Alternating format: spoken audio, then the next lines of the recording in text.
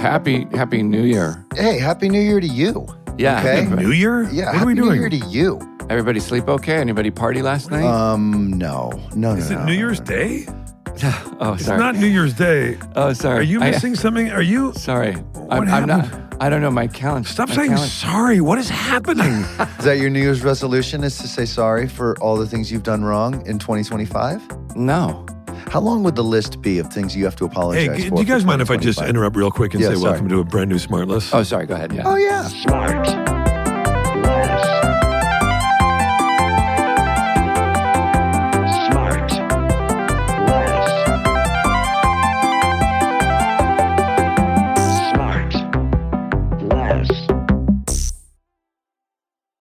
Hi, guys. Are we rolling? Hey, yeah. Willie, you look really handsome. You got someone just off Oh, look at camera. that. Who's the surprise?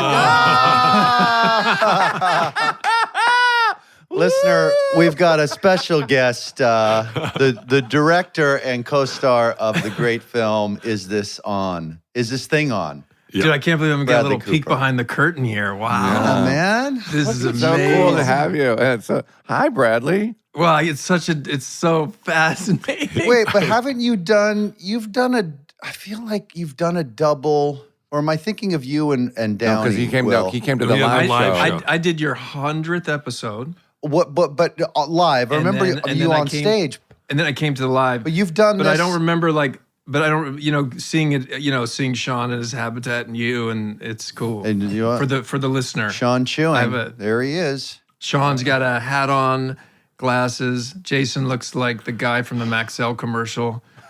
He does. The wine. I still have He my does. PJs on. You know what? This is fun because we've never done this in intro with a surprise guest. So, Bradley, why don't you guess what Sean is eating? Don't tell him yet, Sean. Oh, okay. Oof. Want me to show you? Or Was there? Yeah, show me. Give me a little hint. I just do like this. Is that some sort of pie? Is that a glaze on top, a vanilla glaze? It's a Probably. Hey, it's 9:31. It's got to be a glaze. All bets are off. No, it's a cinnamon sugar Every English day muffin. is Beautiful. fourth grade graduation. Oh, did you make that? So butter cinnamon on an English muffin you just toasted. Yes, I'm so there's. And by butter the on way, it. and for the listener, great. You covered all of the surface of the muffin. Look at that. course. Yeah. Look at that, guys. Oh, yeah. Hey, Bradley, No. how are you? Yeah, what are you doing over there? Did you guys have a sleepover last night? We did. Yeah, we're living together now. We're back to living We're together. back to living. We've gone 180, 360. 360. Yeah, thanks. We just came from press, so I was just like gonna run to say hello. We were just doing a bunch of press for the movie every day. And I love that. We just did this GQ game. We just did this, what was it, GQ? Oh, yeah, we just did this. You have to guess you have how to well guess you know how each well other. you know each other. Yeah, Because how'd you do? listener, they both do look literally like they just came from a GQ shoot. They look gorgeous, these two. Thank you. You do. You both. But we did, and Bradley won because I gave him extra points. I was You did. really magnanimous. What was the I contest? was generous too. You were generous too. No, the answers were. But it's what a was lot the of contest? Like, what's my middle name? The contest, it's like yeah. By the way, do you know his sisters' names? Yeah, wait, Yes. Tanis Oh, and good. Chardonnay. No, Tanis is right. That's good. Chambly. Shanley. Wow. That's it. Stanley. Yeah. That's good, That's JB. good. And Wow. your middle name, Will, is William Gordon Arnett. Almost. Boy, Gary. Sean, do you know my middle name? Go with it. Go with a of vowel. course, I know your middle name is Emerson. Okay. Nice. Yeah. Wait, is that right? Bradley, Emerson, yeah. yours, what's the first letter of yours, Bradley? C. Channing. No. Curtis. Nope. No. Chad. Close. Come on, Sean. No, it's Charles. Yes, Yes. it is. Is it? Yeah. God Yeah. damn. Yeah. Wait, are you Googling, Sean? No, I know this. God, I wish it was Chad. I'd call you Chaz every day. If it was Chad. they were like, what's your favorite movie? What's your favorite? They I said, know what is yours is with Nail and I, and Mine's with Nail Bradley, and I. yours, Bradley, yours is Ghost. Ghost. Ghost. That's right. Yeah. Yeah, the director's cut. Yeah. I've Wait, never Bradley, seen Ghost. what's your favorite I want to movie? see it. You know, he knew that I couldn't answer it. Like I knew. don't really have one. He doesn't have It's like, one. He yeah. loves them all. Well, you He's a have what's a couple of them? Yeah, exactly. Like, Yeah. Yeah. What are they? like an Elephant Man Apocalypse Now, you know. Yeah. Yeah. Beverly Hills Cop. Beverly Hills Cop, Three Stooges, and they said, "What is one thing?" Here's what they said. What's one thing about Bradley that people don't know? Yeah. And I said, well, there's a lot. And then I was gonna say, because we keep reading, everybody thinks that Bradley's had plastic surgery. Right. Everybody keeps saying that. I'm like, what people don't know is that he hasn't. That he hasn't. Yeah, of course he hasn't. No, I get like some people came up to me the last couple of weeks and they're like, "Oh, you look good." Yeah. But it's a crazy. It did make me think, and then I was like, oh well, I didn't want to get. But then I'm like, I should have. It made me mad because I'm like, people say that all the time, and I'm like, it's such a hilarious thing. Yeah, Everybody thinks that they know. You know, you read bullshit stuff, and I've been cut to ribbons. Have you? But look how it's worth it. Look at this. Huh? Yeah. What look is that? What did you get? This is. I was asleep 45 minutes ago.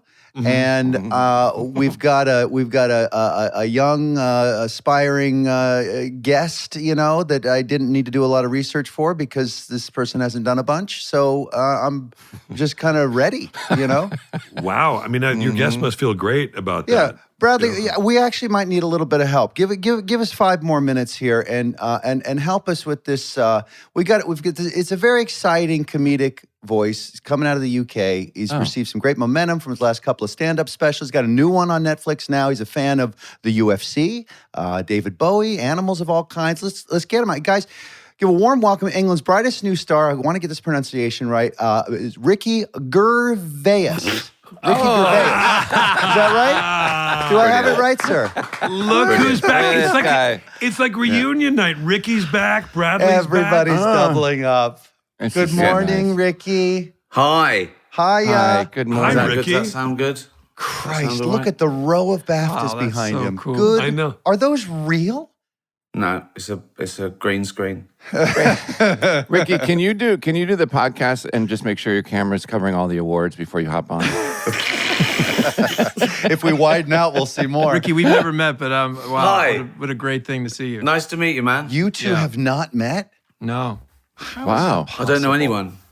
I love. I think I met Jason and Will, my first even brush with Hollywood about 20 years ago, and I just kept them as friends and didn't add anything to that. Didn't need to. Yeah, I love all your shows, man. Oh, thank you, man. I Cheers. loved extras. Oh my God. What isn't good that Ricky's done? All right, guys. Just All take right. care. Bradley's got to Love go. you, Bradley. Bye, buddy. Bye, dude. You know, Ricky, I was on a plane, an overseas plane, so I had a lot of time on my hands, and I went into their little entertainment offerings there on the plane, and I climbed into Office Christmas, the Christmas special. Oh, Fuck. I ate that up so deeply, making a real idiot of myself and the folks next to me. I know you don't want to talk about The Office anymore, and I'm not asking any questions about it. There's no question here. It's just you're just it. I just love what you do. I could eat it all day. So thank that's you. lovely. Thank you very much. Oh, that's just so I've got to be nice to you. Yeah, that's my strategy. Yeah. but Ricky, didn't it look like Jason was reading that off a script? Didn't it? No, I know he can't read. He was a child star. He didn't need an education. He didn't need anything to fall back on. Nothing. So, and he's kept his looks, because sometimes child stars, they start looking weird. Well, don't just they? give it a couple more years. They sort of turn into like a weird little monkey. But he's still nearly handsome. Yeah. I'll take my hair off and you say if you can still the same. I watched the film with you in, actually. Carry On. I loved it. I thought you were great. Oh, you thank did. you. You did sort of menacing really well, because obviously I find you funny, and you could have made a joke at any point, but it was really good. It was quite chilling. So, Any drama is always one line of dialogue at the end of every scene from becoming a comedy. You're not I know. I know. Well, I sort of turned down a lot of not big dramas, but things. I thought, well, they just laugh. I turned down. They wanted me to play Winston Churchill, and I was going, they just laugh. They're not going to. They're not going to be lost. I'd give anything. I would have given anything. It would have been terrible. I'd have hated every minute of it as well, because I'd have had to have every day the bald wig. Actually, if I leave it a couple of years, I won't need that. But it would have been 3 hours in makeup and puffing a cigar and Wait, but what was that? Was it Intolerable? Or no? What was a Quentin Tarantino film where Mike Myers played a German soldier? Inglourious Bastards. Inglourious Bastards, yeah. Right. And I started to smile when I saw him, and then realized, oh wait, I shouldn't be. But it's fine. You get right past it, and your acting talent, like you never tell jokes. Your acting talent is just incredible, and so you could seamlessly and effortlessly. I agree. Play somebody dramatic. I mean, it'd be fantastic. You got to stop this now, because I don't know whether this is a wind up or not. I'm just waiting for the big punchline. I was all the time you were saying that, I was looking at Will. I was thinking, what's Will going to say now? I just love the work. I just love the work you've done for animals and with your time and what you've done, and really how you've inspired millions of people. This is the worst case scenario ever. Oh God. And just how thoughtful you are. And I think for me, that just really, I don't know, Scott, I'm choking up. You can hear me. You're welling up, I can tell. People say that my crying sounds like laughing. But yeah, I know, you're not a great actor, but I could tell what you were trying to do. Sean, do you have any praise for Ricky? I do. I sent him an email after I saw Afterlife, and I thought it was great. I was late to the party watching No it. notes. No notes. No notes at all. No. I thought it was one of the best shows I've ever seen. I mean, is it locked? How is this the biggest entertainment podcast in the world? Zero idea. I'm in pajamas. Yeah, we haven't covered anything yet. I was thinking about that on the walk out to plug my computer in, and all I'm about to chat with my two best friends and Ricky Gervais. Like that's all, I'm not thinking about this going out to X number of people, and I think that's a really great thing. Totally I hope we never lose that. In fact, we did Will and I and Ted and Mitch did a few of these in lockdown, and it was just. It was lovely, because that's when you really remembered you had friends when you couldn't see them. That's right. That's how this whole thing started. Yeah. Oh, is that when you started? Oh, cool. Yeah. Yeah, it was just I did stay this in touch. lockdown, didn't I? You did. You were one of the our end of first. 2020. You were one of our first. You were in our first batch. And Gosh, that doesn't seem that long ago. But I know. It was 5 years ago. It was 5 years ago. And I saw. Well, I did that. I thought, listen, let's help these guys. Yeah. And then 5 years later, right, they need my help again. Yeah. Let's give a little leg up, a little injection. Yeah. A little, of course. A little vitamin R injection. Boom. Listen, man, and we're happy. We're happy that you're on here helping us out, and your backdrop with your dusty old awards from 20 years ago. You know what I mean? It's just for us. How dare you? Yeah, look at them. I feel like most of them have rusted out. I used to see you a bit more. It's like going to a museum. It's amazing. This is so educational. Have you not been coming out here lately? I used to see you a lot more. You used to have dinners with Will and. Well, the truth is, I've still got a place there in New York, and for the last 20 years, I used to come out I used to come out 6, 7, 8 times a year. Whenever I had something out, the second series, I'd come out. I'd do the chat show sort of thing, New York, fly to LA, do that. But I think. Not just because of COVID, but since COVID, sort of things have changed, really. It's you can do everything from home.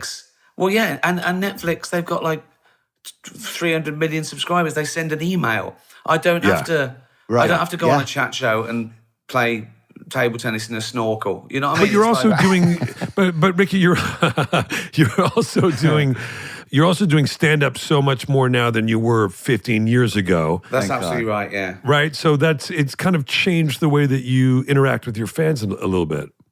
Well, I think I started off, writing and directing and being in stuff, and I'd fit in a little stand-up tour when I could between writing and, and then I think Humanity was the first one. I hadn't done it for 7 years.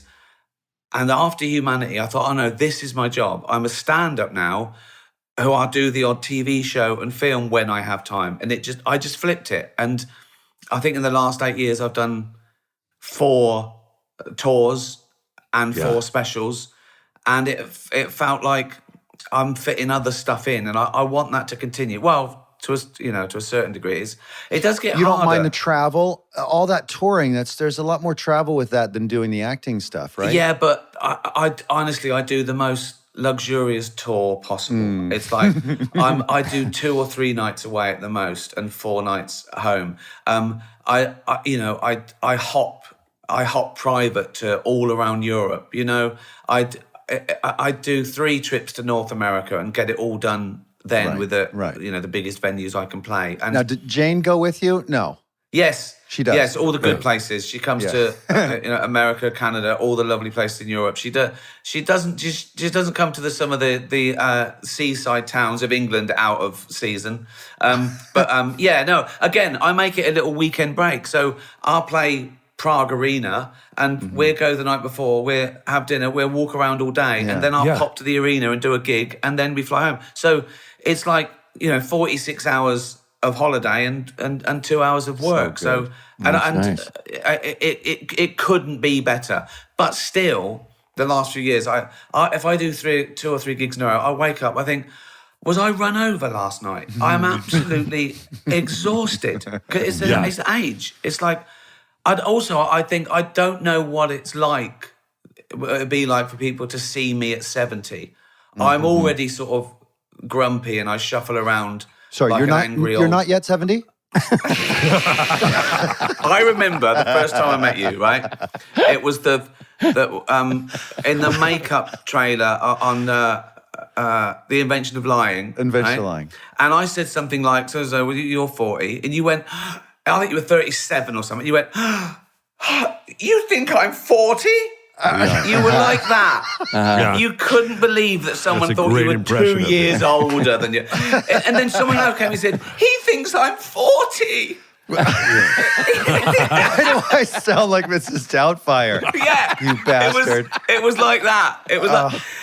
And then I think you mentioned it again. I'm 38.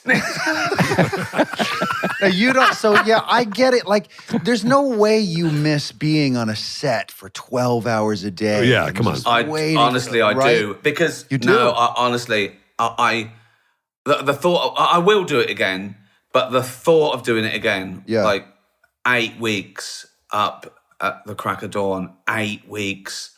So at the moment, I'm just finished a tour, but I'm starting again straight away in January. I'm doing warm-ups for the next tour, which will be 2 years. I'm just finishing the first season of an animation I've been working on for 2 years. But I've been doing that with having a nap every day as well. So I do all my work. I work 10 till 12, have lunch, come home. I get 40 minutes nap. And then So you can't do that on set. That's out of the question. You can do it. I'm a big napper, and funnily enough, because Winston Churchill famously took a nap every day, even during the war. He'd get full pajamas between the sheets.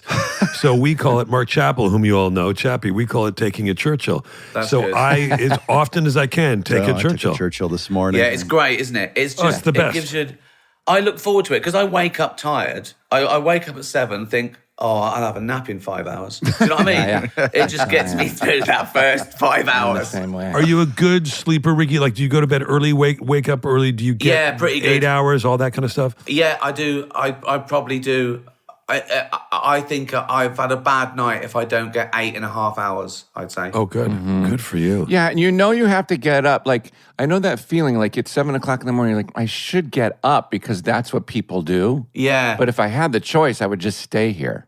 But I should get up. Well, that's always been the case. In fact, I've got earlier as I've got older. Again, I think it was in COVID. I used to get up at 9:30 and think, I've got to do it. And now I can't not get up at like 7:30. But I feel like I want to. I could easily, if I didn't wake up, I'd just keep going. Yeah, it'd be lovely. But as soon as I look at the clock and go, right, that's it. You've had to. I'm 6 a.m. every day. I can't help it. And I was just in London again for a couple of days, and I it's dark right now until about 8:30 in the morning. So, now I've got like 2.5 hours of dark after I've woken up, and I'm like, fuck, it really fucked me up. Yeah, the tears. Yeah, I bet. I seem to.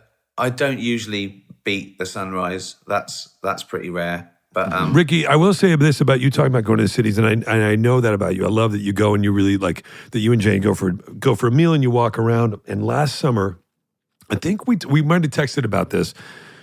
You went to Toronto and did a gig in Toronto. one of my favorite. It's my favorite place. And you talked about how it was your favorite, and you love going to the island, Toronto Island. Oh, I love it. Every person I know in my family, because Canadians are so proud in the nicest way, they're like, my dad's like, hey, your buddy Ricky came in, they went, and he loves the Toronto Island, eh? Like, they love it. Is that the name of a comedy spot, or is that literally an island? It's a park. It's like a park. It's a beautiful island in the harbor. It's like an island where residents live, and it's so lovely, and you just get the little boat over for like the ferry, $10 or whatever it is. I stay in Yorkville. I just love walking around Yorkville. I hopped to Montreal, and I love Vancouver as well. I love Vancouver. I've only been to a few, but I've been to, I think, Vancouver, Banff, Toronto, and Montreal, and that is my Canadian experience. And my dad was from Kitchener, right? It was sort of near London, Ontario, sort of near Chatham. It was called something like Pont something. And he was a World War II vet, yeah? He was. He volunteered, right? So he joined the Canadian Army to volunteer, and he got stationed to Europe, and I think he spent most of his time in Britain. He drove. I didn't talk about it much to him, but he drove tanks. He delivered tanks to the front. Jesus. He was and that's where he met your mom when he was over there? Yeah, he met my mum, got her pregnant. That's what happens. And just stayed. And just stayed. And I think my oldest brother was born 44. He's Larry. He died recently. Then my sister 47, and my next brother 1950. So I was 11 years after all that. I don't know what happened there. And your mom admitted it was a mistake. Yeah. When I was about 13, I said to her, I said, "Why am I so much younger than my brothers and sisters?" And she just went, "You were a mistake." And I laughed. and that taught me that honesty is funny. Honesty has always been the funniest thing for me. Just the people who just say the first thing that comes out and they mean it. Yeah. That always makes me laugh. Yeah. That's why anger's funny, because you can't help it. It's a visceral reaction. Oh, if someone does that, I want to laugh. It could be anything. If someone bumps their head and they go, "Oh, fucking hell," like that, I want to go, "That's the funniest thing I've seen today." But I've got to make sure they haven't got concussion, they're not bleeding. Right. But then I ask people their permission. If someone falls over, I go, "Can I laugh now?" And we will be right back. And now back to the show.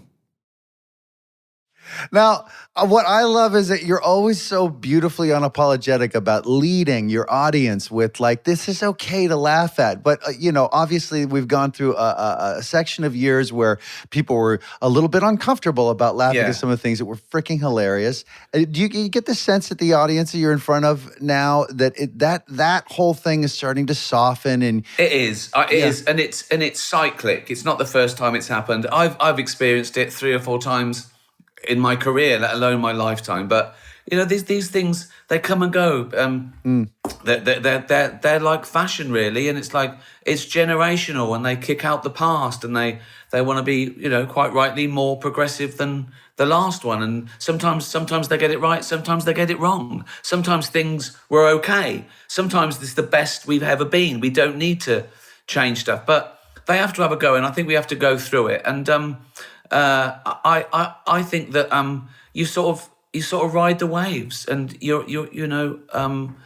comedy seems to be on the front line. Because of course people would rather someone say something awful and mean it than say something awful and be joking. Sometimes they're angry that you would joke about a terrible thing. Yeah. Sometimes people are angry at someone joking about the terrible thing than the terrible thing, because they know they can't do anything about that. Right. But they can't tell someone off for laughing at something terrible. Is Jane still your most trusted sort of barometer of that, which is funny or not? Like, do you trust her laugh the best? Yeah, well, I do run things pastor. Because I'm excited, I think. We're just a vessel for ideas. I don't sit down and go, I've got to have a great idea. That's because it doesn't happen. Yeah. You live your life, and then something comes in your head, and you go, oh, thank you. Yeah. And I usually I'm going jogging, and I come up with an idea. Oh, that's a good joke. And I run home and I tell Jane, I go, look, I've got an idea. I tell her, she says, please don't say that in public. And I know. That's something I can work on. It's got something. Well, yeah. But I mean, I know you're joking, but you're also being serious. Is it because you trust your ability to match performance to content that it would make it somewhat palatable and like, yes, I get it's offensive, but I know I can deliver it in a way Yeah, there's lots of things. One, I like the challenge. Yeah, there's no. I can point out funny things.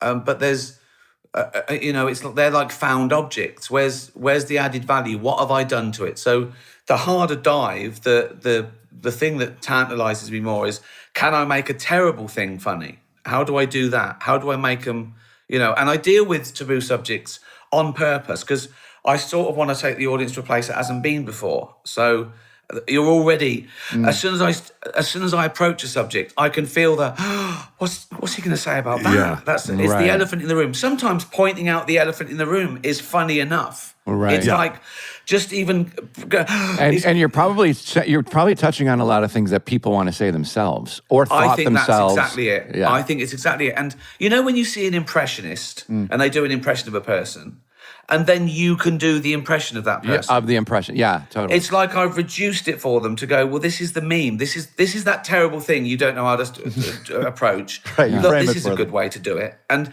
it's a discussion. It's the thing that excites you about it, Ricky, because I think that I see it a lot in your comedy, and it's something that kind of excites me too. I'm not a stand-up, but that you, this idea, I can relate to the sort of the idea that getting into subject matter that is taboo or dangerous or that people don't want to talk about and figure out a way to sort of shed a light on it, make a joke about it, and do it in a way that you can kind of work around really hard parameters. That's exciting. I feel like that's where I feel like a schoolboy, where like I'm getting away with saying the thing that the teacher that I'm not allowed to say. So how do I get to it that's okay and still get my point? You know what I mean? Well, that's the thing. Obviously, you want everyone to laugh, right? But, you can't second guess. You can't try and make anything so anodyne that everyone likes it, because that won't happen either. Most people go, this is horrible, this is anodyne. So you've got to polarize by mistake. If you're doing anything that's slightly interesting, slightly contentious, as many people are going to hate it as like it, because everyone's different. Yeah. So you just do what you think is right and funny. And I do want everyone to like it, but if they don't, there's nothing I can do about it. Some people say, like journalists, they say things like, is there anything you won't joke about? And I want to go, is there anything you won't write about? It depends on what you say. It's it's mad. And that's most offense I've noticed comes from people mistaking the subject of a joke with the actual target. They see a joke about a contentious subject and think, well, that's got to be that that can only be bad, and it's just not true, because we discuss bad things all the time and we come down on the right side. So I'm just doing it and hoping there's a punchline as well. There's nothing wrong with that at all. Right. Talk a little bit about the difference. So you do many things incredibly well, but one of the things I really marvel at is that your stand-up persona, and I don't mean to say that it's contrived. So persona is probably the wrong word, but it is. It is to a certain degree. But there's a swagger that you have on stage when it's Ricky that you Gervais couldn't possibly have in real life. No, exactly. But it's part of the joy that I love, that there's no fucks given or no apologies, not in an asshole way, but I just love going on that ride. Yet when you're playing some of your most iconic characters, Andy Millman or David Brent, like there's a level of vulnerability and insecurity and brokenness to them that is so heartwarming and earning and lovely.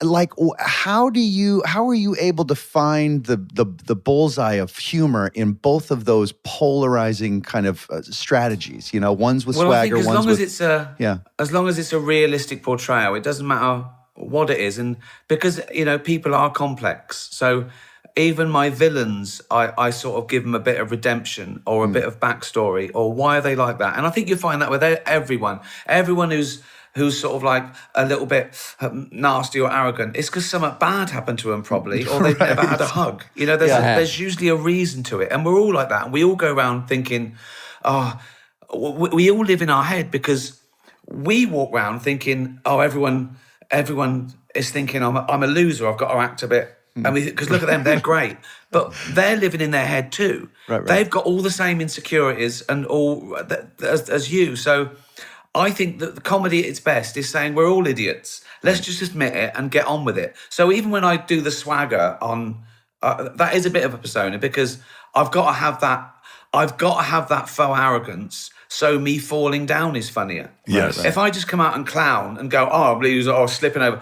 Boring. If I come out and go, right, I'm the best thing since sliced bread, and then slip over, that's so much funnier. That's so much funnier in life and in character. And the other thing is I've got to keep comedians, stand-ups, and certainly British stand-ups, we're jesters, we're court jesters. We're down in the mud with the other peasants laughing at the king, right?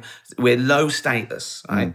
Now, how do I keep low status? Because everyone knows how much we earn now. So I've got to keep, I can't fake it. I can't pretend. I can't go, I was on the bus the other day going to claim a welfare check. You liar, right? So I can't do it like that. So I keep my low status in two ways. One, I show them that it's not all glam. All the silly things I've done, all the mistakes I've made, all the faux pas I've made in Hollywood, all the ways the press have called me an idiot and caught me out.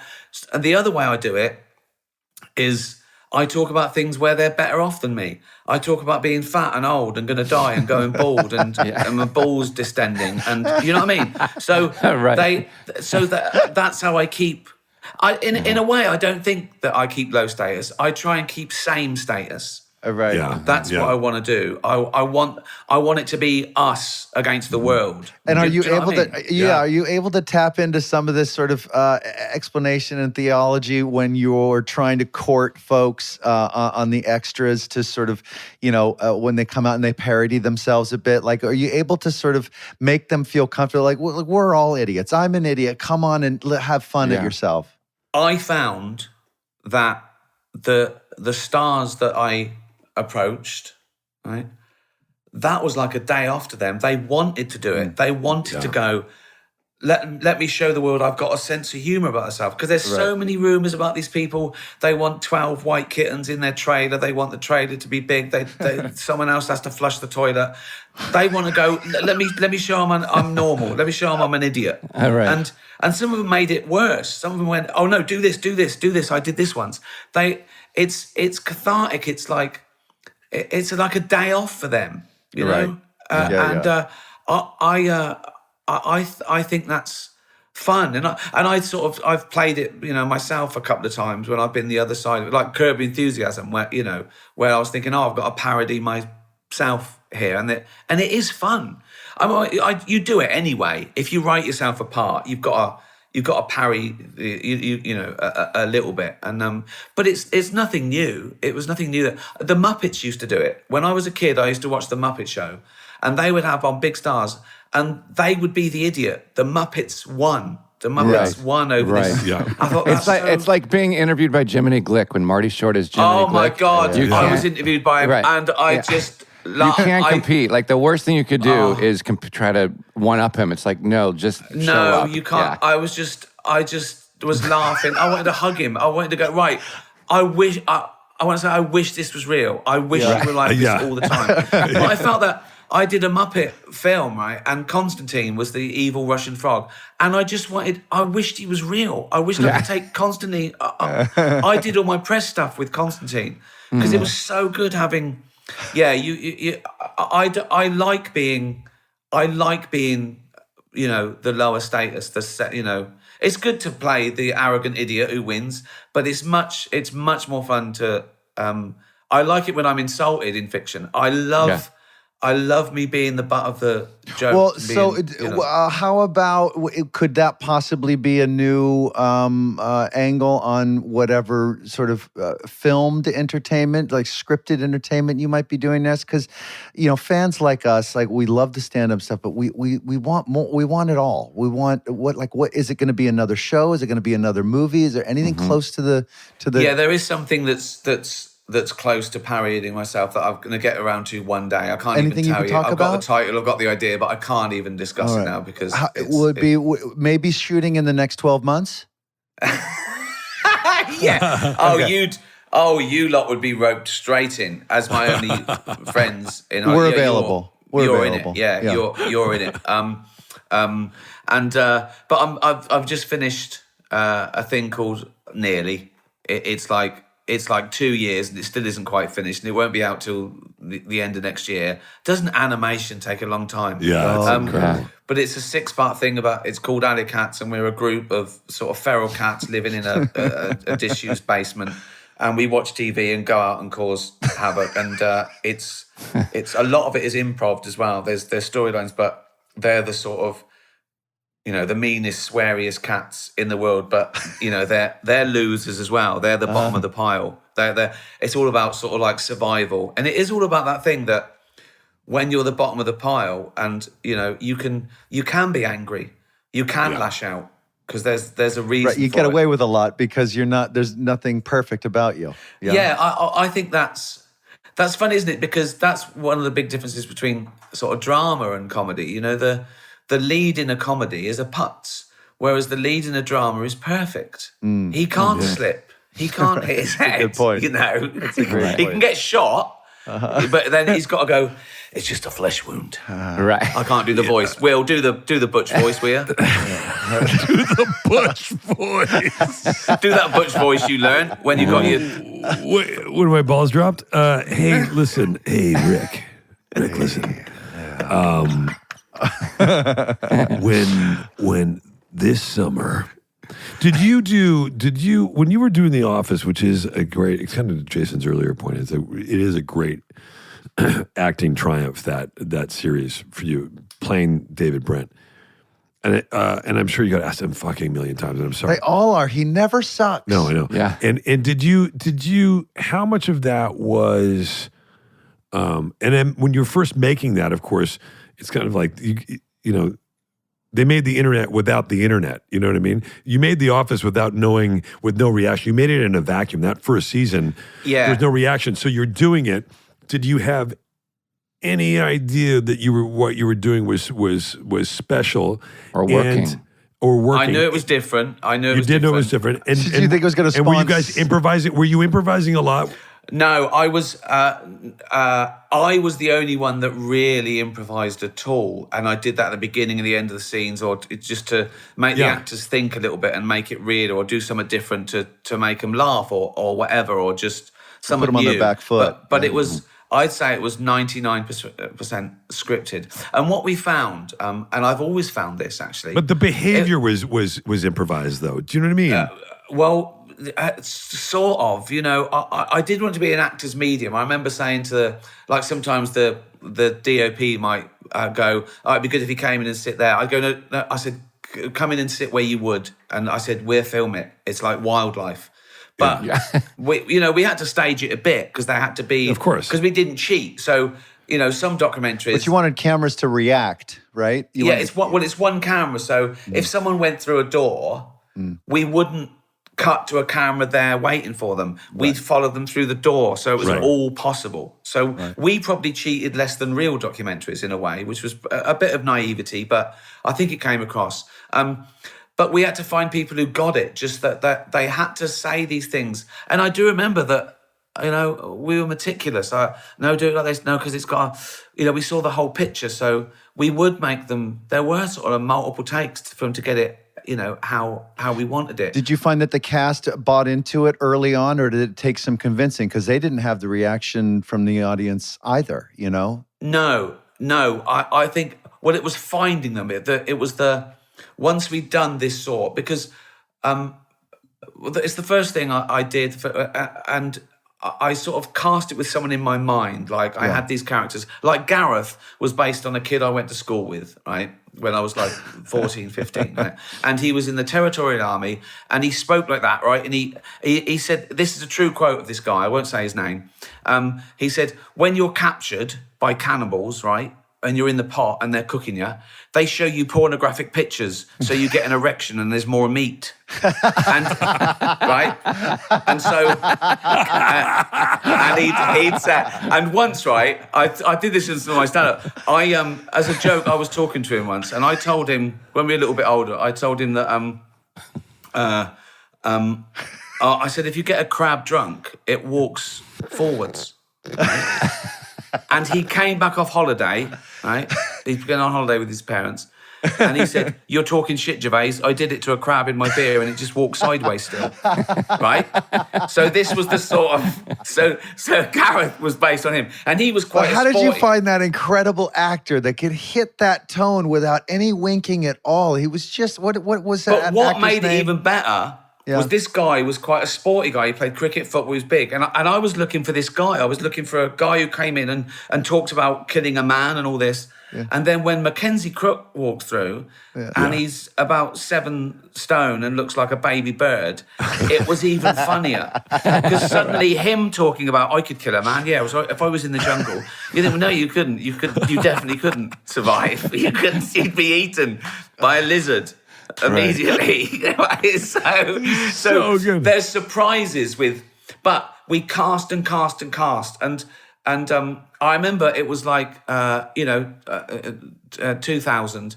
And in England at that time, you either got these people who talked like that, it was like, they were like that, they were sort of like, this and that, and or they wore bonnets and spoke like the royal family. There was no one who acted in between. And comedy was sort of quite heightened. Everyone still talked funnily like that. Right.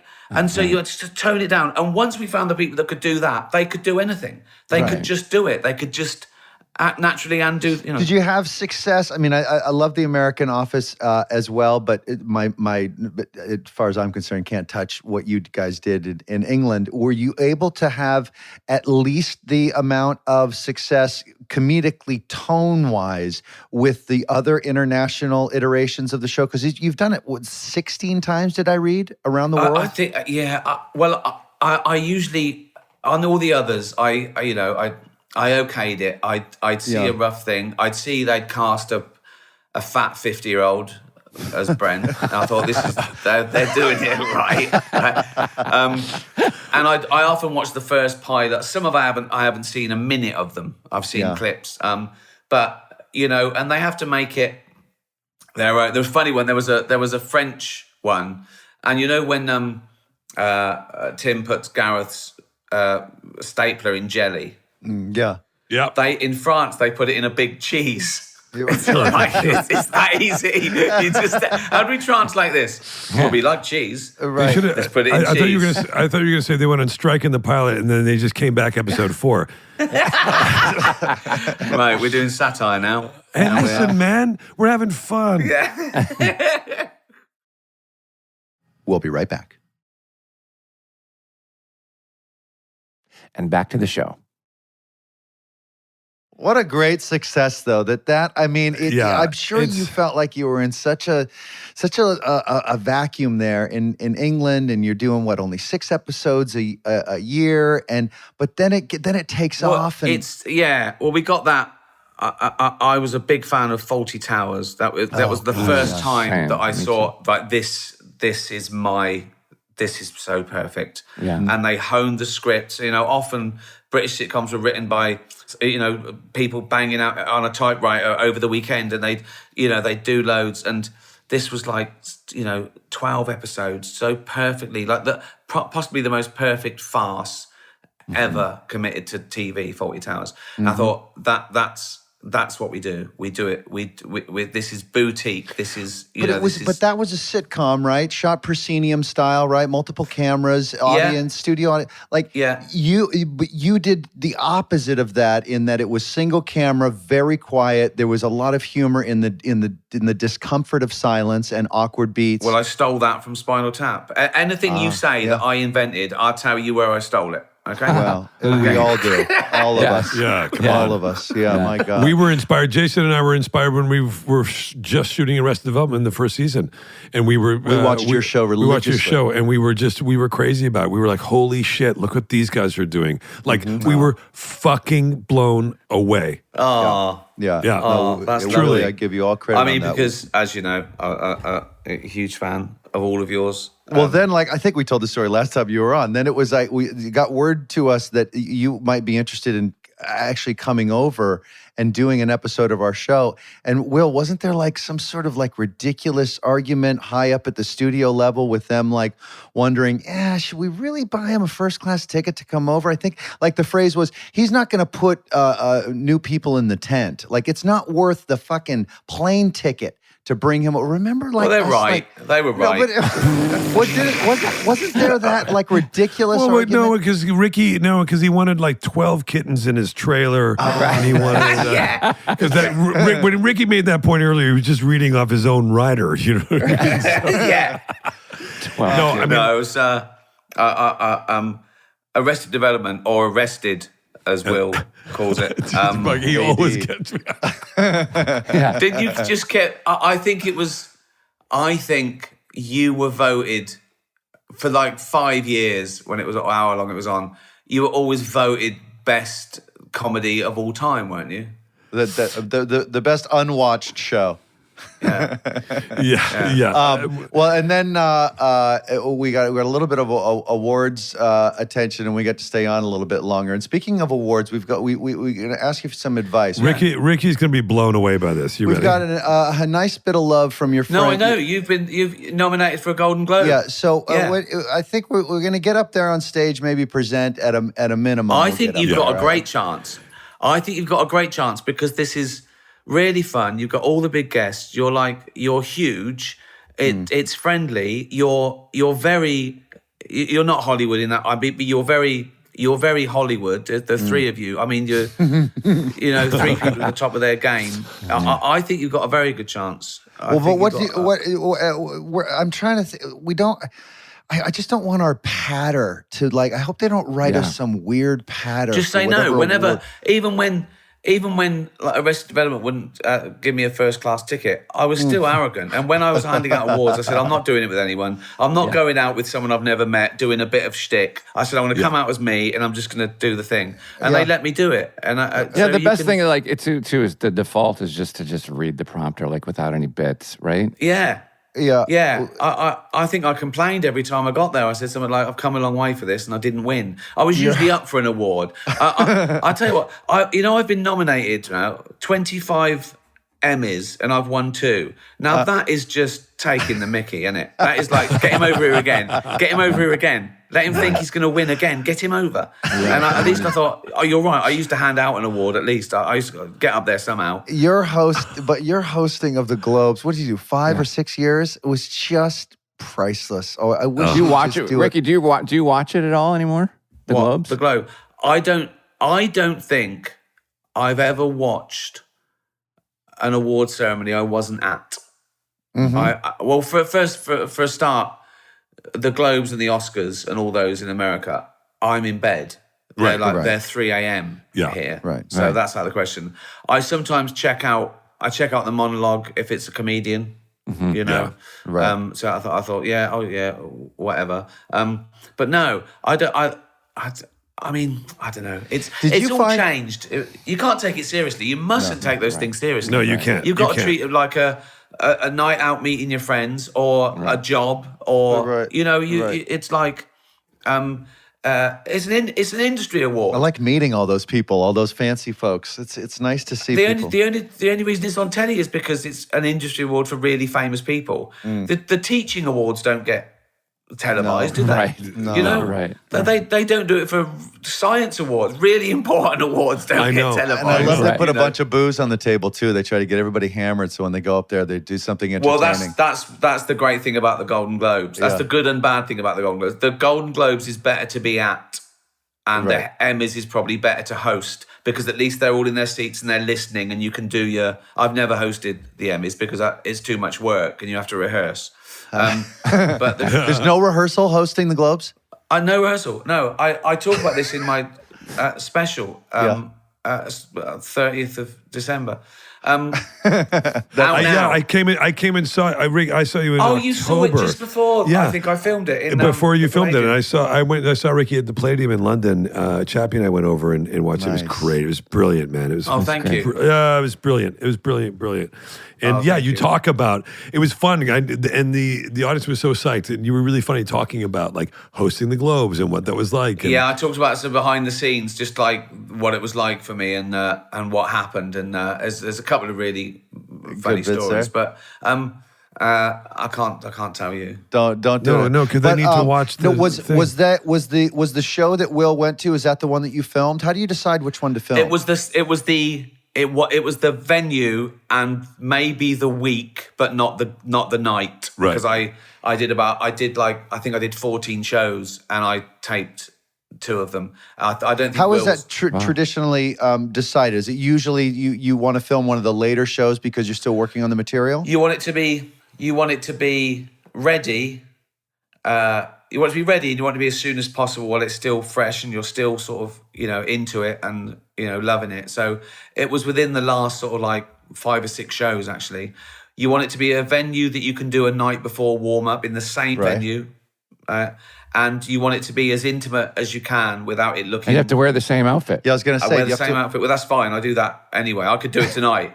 I haven't changed my hairstyle in 22 years, so it's not a problem. That, and you do 2 just in case, and usually you make sure you nail it on the first one and make sure you've got everything, and then the second one you just have fun. You're right. And in the cold light of day, the first one is always the best. Yeah, of course. Because it's more self-indulgent, the second one. You're going, I'm having a lovely time. I'm riffing. Then you get into the studio and go, well, people at home aren't there. So they just want to hear what you had to say clearly. And it's always that first one that wins every time. I even do things on the night that I haven't done before, little things I try out, and because you can always edit it out. So I film too much and crunch it down. I probably do 70 minutes and it comes out at 65. Just so things didn't hit so much, or or 2 jokes about the same thing. I don't go, that sound too much or cruel or whatever, or something that wasn't ready. I'll go, I won't put that in. I'll work that up. That'll be in the next special. So, and as far as your material goes, have you found that the sourcing of the ideas that you get has changed over the years? Has the ratio kind of stayed the same as far as pulling from like family and friends funny ideas and news ideas, it's still Hitler, AIDS, masturbation. In that order. Classics. Shitting yourself. Yeah, the classics. Evergreen. The stuff that got us here. You know what I mean? Yeah.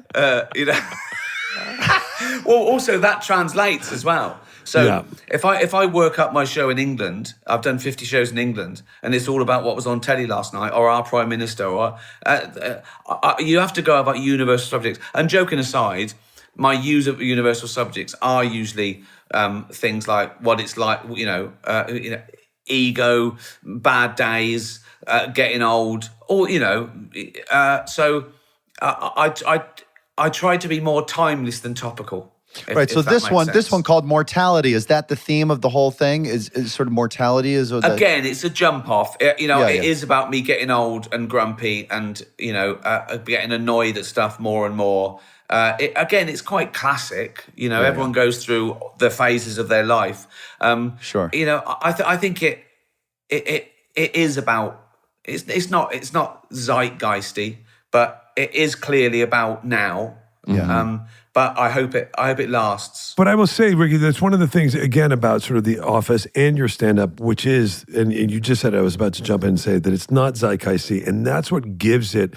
All those best comedies aren't, because they do have that evergreen theme. It is about these characters who are flawed, the relationships between people, certainly, and the dynamics of The Office between the different things. I mean, that is just as relevant today as it was 25 years ago. Well, I think so. I think if you go classic, sometimes I even go retro. But like this project I'm working on now, Alley Cats, it's like 2D retro. I want it to be Hanna-Barbera mixed with sort of 60s Disney. Yeah. So if you look at it in 20 years, you don't go, oh, what were they thinking of then? It just looks classic. It's already sort of classic. It's already it's already stood the test of time the way it looks, you know. Yeah. So I do, I am quite conscious of it sort of being universal and timeless, and because you notice as well, if you suddenly it's going well, but you get to Paris and you go, well, God, I can't do that bit, can't do that bit. They won't know who he is. I can't do it. It's really sort of demoralizing. Yeah. So you know, Yeah. And they know they surrendered. You know what I mean? So you don't need to tell. You know what I mean? You don't need to do that joke. You don't have to.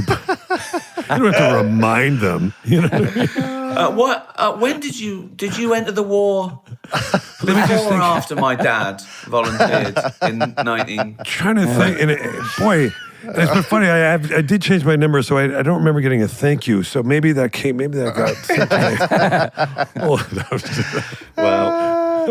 Ricky, if with all of your influence, your access and credibility, capital, all that stuff, if you could point all of that towards something that is not comedy, not stand-up, not movies or television, something like that, like a documentary or something like that, well, what would the audience be surprised that you would, if you had to shine a light on something? Would it be like animal rights, like a documentary on animal rights? Well, that's the first one, I suppose. Yeah. I think that. And where'd that come from? Did you have like pets when you were a little kid? Yeah. It was always quite important. You know, pets were like, you know, a member of the family. You know, growing up as sort of like just a working class family in England, it was all about the kids and pets. I remember when I was about 15, and my brother, as you know, 26, 27 at the time, he came over with a couple of his kids, right? And the kids came running into the house to my mum, and they went, Nanny, Daddy just punched a man in the face and knocked him over in the park, right? And my mum was like horrified, right? Yeah. Right? Yeah. And then Bob comes walking in, and she went, shit, they said you punched a man in the face. And Bob went, yeah, he kicked the dog. And my mum went, oh, fair enough. And that was it. And that was like that was the life lesson. There's like some things are all right. Sometimes violence is justified. No, it was always about, you know, I've always thought animals were unconditionally sort of perfect and beautiful and should be treated well. It's all about it's about empathy, isn't it? Really. And I know you guys are the same. I've never understood animal cruelty. And then the more the older you get, the more you find out. Well, there's so much animal cruelty that you didn't know was going on, and you're sort of like you're cashing in on it without knowing. And so that's why I became vegan as well, because of the terrible cruelty in the sort of farm industry, and you know. And I thought, I can't really be saving dogs and eating sheep. And so, you just, you know. If you had to make a choice between bringing one person back to life, it could be any person, historical figure, family member, whatever it is, or give voice to one animal that is alive right now, like your pet could talk, or you could bring back really a person. good. What would you pick? That's really good. Well, it would be, oh my God, they're both pretty irresistible, aren't they? Yeah. It's too risky, isn't it, bringing someone back? Because you might bring back, I'd love to, you might bring back Einstein, and Right. he keeps going, it's boring. Yeah, I know, E equals MC squared. I know, I've got it. Shut up. Fuck me, why did I bring... Yeah, now he's got to catch up. It's got to be my cat talking, hasn't it? It's got to be my cat You've just got the talking. one pet? Yeah. One cat? What if my cat was really boring? oh God. Or had an attitude? Yeah, just a real I'm pain in the sleeping. ass. I know you're sleeping, but we can talk now. What if your cat just said, this whole time I've been all over you because I'm a sadist. I just want you to fucking kick me. That's what gets me off. I just want to get kicked. And you spend all this time telling people not to kick. And that's Obviously- the only thing that gets me off is getting kicked. Obviously, we're going to cut this bit, right? We're definitely going to cut this Keeping bit. this bit, leading with it. Yeah. That's the opener. It's the Oh, only God, thing no, that I'm worried. gets I'm not me going to sleep off. now. I'm not going to sleep now. Oh, God. Right, so now you got a chatty cat Yeah. And all right, I think that's a good decision. What's the cat's name? She's called boy. Pickle. Are you sure? Yeah. No, I've had lots of cats. Yeah. Yeah. But so if you had to give voice to one, it's going to be Pickle. Clearly. It's got to be Pickle because Pickle's around, yeah. your current cat is your favourite, and you probably forget how much you love the other ones, and then you go, oh my god, this is they become a member of the family. You know, What's a life? Sean, hang on one second. Sean, what's your dog's name? Ricky. Excellent. Look at that. Yeah. I've always known that my name should either be a child or a dog. It doesn't really suit For sure. a man in his 60s, does it, Yeah. Ricky? Never Richard? Ever? When he's back. No, it was Ricky Dean Gervais. It was apparently, it was a thing, what shows lower class from a name most in America. And the top name to show you were from a lower class was Ricky. Really? Oh, really? Yeah, apparently. That's funny. Yeah. Somebody is having a gag on you. They sent you Sean, what do you think Ricky, your dog, would say if he could talk today? How do I get out of here? Yeah. How about stop curling my hair? Yeah. Well, I crimp it. I just crimp it. I don't curl it. I crimp it. Ricky is such a beautiful dog. Yeah, And Ricky, you're a beautiful guest. When's the special? When's the special? What's the The date on it? special's out. It's out It's now. out now. It's Yeah, out the special now. It's already out the charts. It's already made number one and failed. This So is it's- absolutely fucking pointless, this. Okay, you ready? I'm going to do this. So, Second wave. Ricky, your special came out December 30th. It's already number one across the world. I don't know how we booked you. What incredible success, and congrats on all the nominations. Yeah. Really Wow. great show. Really Oh, let's beautiful. do one just in case. You say, we got Ricky. Just after your special came out, you had your testicles removed from cancer. Just in case, let's do every scenario. Yeah, just like run them down. Ballless Actually, I'm all Ricky. right with I'm all right with testicular cancer now. When you're about 50, that you forget about it. It's arsehole. It goes. Don't worry about your testicles, mate, but we've got to check your arse now. Yeah. I'm out of the woods. My testicles are safe. They're absolutely safe. Well, there's a fear of them getting trodden on these days. Safely tucked in your socks. Yeah. We love you and thank you. And Ricky. please say hello next time you're out here. Oh yeah. know? Well, I did last time. I wasn't there. Where was I? Oh, you weren't this? No, when was that? That was the last time I played the bowl when we all came to Ted's house. Oh, the Yeah. bowl. Yeah. Yeah. I want 2 that. years ago. It was a while ago. Jeez. It was Yeah, a while ago. I will. I'm back. Yeah. You were in England recently, weren't you? You didn't say hi.